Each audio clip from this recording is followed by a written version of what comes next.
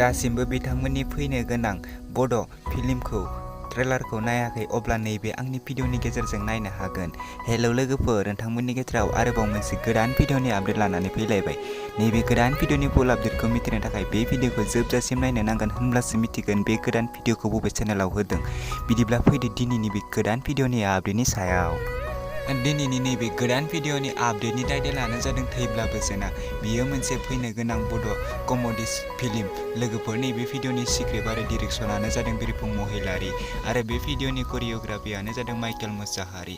लोगोफोर, नोंथांमोना बिथांमोननि ट्रेलारखौ दासिमबो नायाखै अब्ला बिथांमोननि बिरफुं महिलारी इउटुब चेनेलाव थांनानै नैबे ट्रेलारखौ नायनानै लाहैदो आरो आं बिथांमोननि माबाफोर आपडेट मोनोब्ला आरोबाव आंनि चेनेलाव आरोबाव खनसे आपडेट खालामनानै होफिनगोन। बे भिडिअनि कास्टिंफोरानो जादों बिरफुं महिलारी, माइनाव, राजिब, सिमोनथा, कानाबाति, कौलेन, अनिल, अनसुमै गोबां दं। लोगोफोर, नोंथांमोना बिथांमोननि इउटुब चेनेलाव थांनानै बिथांमोननि नैबे ट्रेलारखौ नायनानै लाहैदो आरो बिथांमोननि चेनेलखौ दासिमबो साबस्क्राइब खालामाखै अब्ला बिथांमोननि इउटुब चेनेलखौबो साबस्क्राइब खालामनानै हैदो।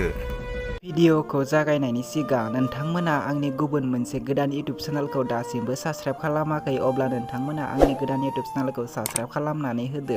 भिडिअनि लिंकखौ आं डिसक्रिपसनाव होनानै दोनदों। नोंथांमोना आंनि नैबे भिडिअखौ नायनानै आंनि गोदान इउटुब चेनेलखौ साबस्क्राइब खालामनानै होदो आरो नोंथांमोना लाइक कमेन्ट खालामनानै हरदो, गोजोननाय थागोन। बिदिब्ला लोगोफोर, फैदो दिनैनि बे गोदान भिडिअनि आपडेटनि सायाव।